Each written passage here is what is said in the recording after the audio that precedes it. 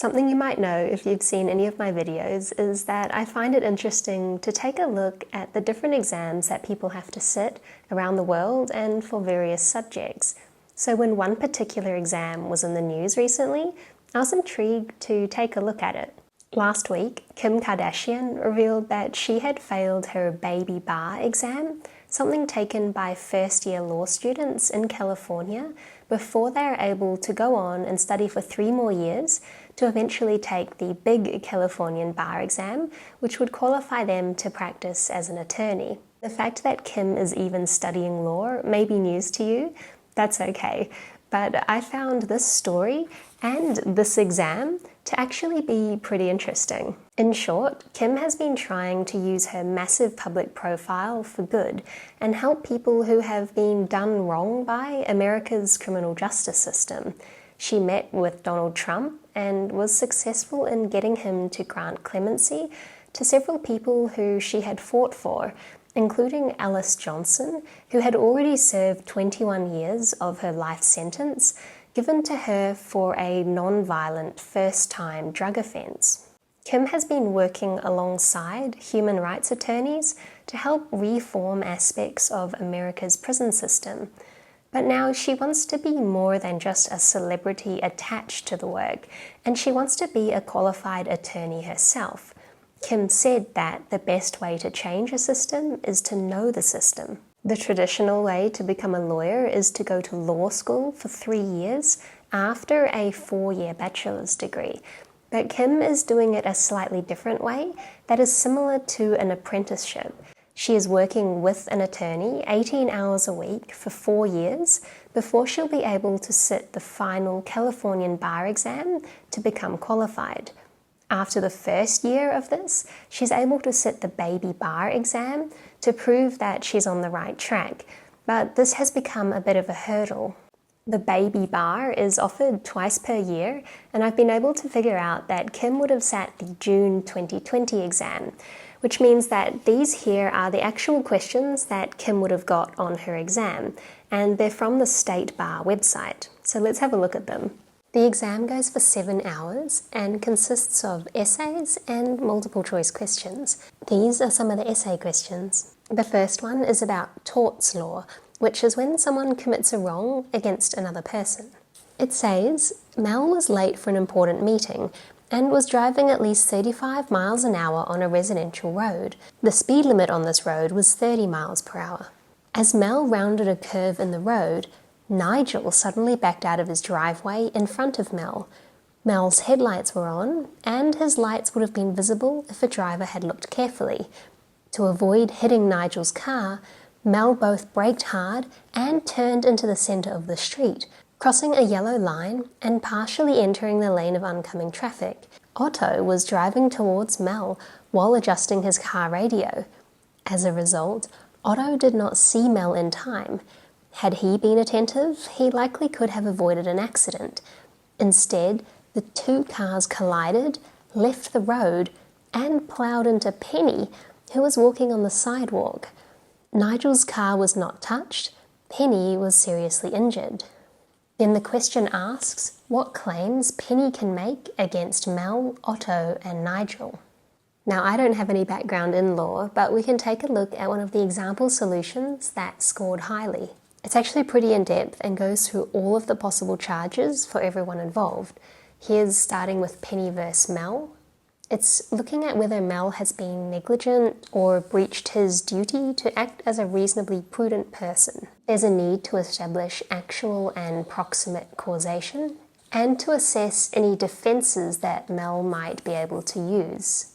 Then the same thing over again for Penny versus Otto, where Otto may argue that glancing at the radio every now and again doesn't count as unreasonable behaviour, and who actually caused the accident will again come into dispute.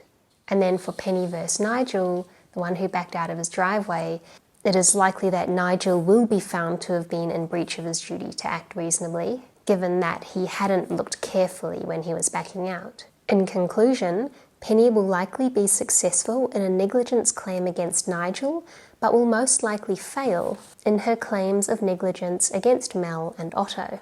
It of course wouldn't be enough to just state a conclusion of the case, but rather to argue every point for and against each person and really show an understanding of applying all the legal principles.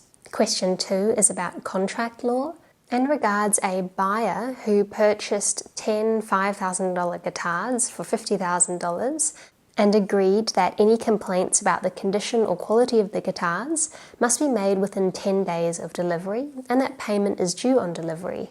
However, the buyer did not pay the invoice and 2 weeks after the instruments were delivered, found that none of their customers wanted to buy them in their store and so sent them back. The seller sued the buyer for breach of contract and were asked what arguments the seller could make in support of her claim and what defences the buyer may use. Also, what would be the likely outcome. So then in this example answer, we've got a few pages of going through all the definitions and things that were agreed to in this contract, establishing that we did have a valid contract, and what terms it was reasonable to expect the buyer and seller to abide by. It might have been okay for the buyer to return the guitars without paying for them if the guitars had not been conforming in quality or some other means. But just because the guitars weren't selling in the store does not speak to any non-conformity of the guitars, and so the seller is not in breach, and the contract expressly required that the buyer make this determination within 10 days of delivery, not 14. So, in conclusion, the court would find that the buyer was in breach of the contract and would be liable to seller for $50,000. This third question is a real doozy, and it starts off pretty intense. Doug decided to kill Bob, the owner of a small grocery store, because Bob had twice falsely accused Doug of shoplifting. It only gets more and more intense from here. This question is an example of criminal law. Doug went into Bob's store and killed Bob by shooting him twice with a handgun.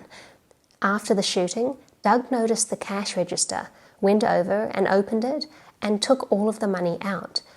Doug then saw a customer, Sally, hiding behind some shelves. He pointed the gun at Sally, took her purse, and tied her hands behind her back. Doug then heard police sirens and ordered Sally at gunpoint out of the store and into his car. Officer Fran, who was responding to a report of gunshots at Bob's store, saw Doug speed out of the parking lot in his car. Officer Fran chased him for several blocks until Doug pulled into an empty parking lot. When he got out of his car, Doug fired several shots at Officer Fran, who responded by firing her gun at Doug. She missed Doug, but one of her bullets went through the window of the car and hit Sally, killing her. As Doug tried to run away, Officer Fran tackled him and knocked the gun out of his hand. Doug got up and punched Officer Fran with his fist. Officer Fran then subdued and arrested Doug.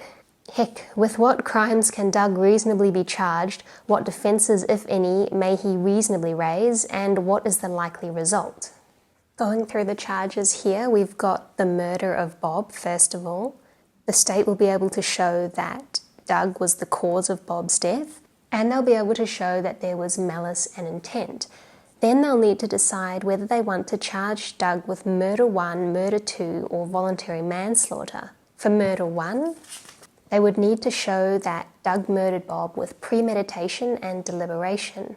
And for that, the state is likely to charge Doug with murder 1 and for him to be convicted. Then there are all the other crimes. There's a likely charge for the robbery of Bob's money from the store. There's also the robbery of Sally's purse, the assault of Sally, and the battery of Sally.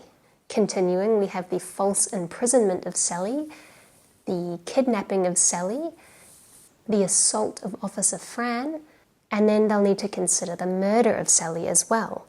The state will need to go through the same analysis that they did with the murder of Bob, but then who would be charged with this? Would it be Doug as well? Or would it be Officer Fran, since it was a bullet from her gun? Well, apparently that depends on which version of the law certain courts follow in certain areas. If the courts follow the common law, the state will be able to show that Doug did murder in the first degree Sally under the felony murder rule. But if that can't be shown, then the state may have to consider charging Doug with involuntary manslaughter for Sally's death. Actually, in neither of these cases is Officer Fran charged. And then the last charge for Doug would be the battery of Officer Fran. And there's a fourth question here that we can just take a quick glance at. It's another torts question. It's about someone who does some work on their land that also affects their neighbour's vacant lot, even though the neighbour is away for a year. They chop down the neighbour's tree and install a septic system which infringes on their property. When the neighbour gets back, they're angry about this and decide to sue for the damages. A spoiler here is that despite the involvement of an innocent contractor who actually is the one who did the work, it is the guy who ordered the work to be done who would remain directly liable for the tortious conduct he exhibited. The maximum score is 800, and to pass you need 70%, which is 560. Kim scored 474. And she said she studied for 6 weeks, 10 to 12 hours per day for the exam, which is a solid effort. Kim was clearly disheartened and upset in the announcement of her results, but really Kim hasn't done that badly, especially when you consider the passing rate for her exam. For first-time takers in June 2020, it was only 27.6%, meaning that most people need to retake this exam. And from what I can tell, the way that Kim is pursuing her studies isn't any easier than the conventional path. Having to learn a lot of these concepts through largely self-led reading may be harder in some aspects than being taught by professors and surrounded by peers. I have nothing bad to say about Kim. I respect that she's trying to better herself and is open to sharing her failures along the way. I do hope that she passes her next attempt at the exam, which may have been the November 2021 or the upcoming June 2021 exam. Thanks for watching this video. I have a whole playlist full of other exam videos, although mostly physics and math ones. Thanks to my Patreon supporters for making these videos possible, and a special shout out to today's Patron Cat of the Day, Krishna.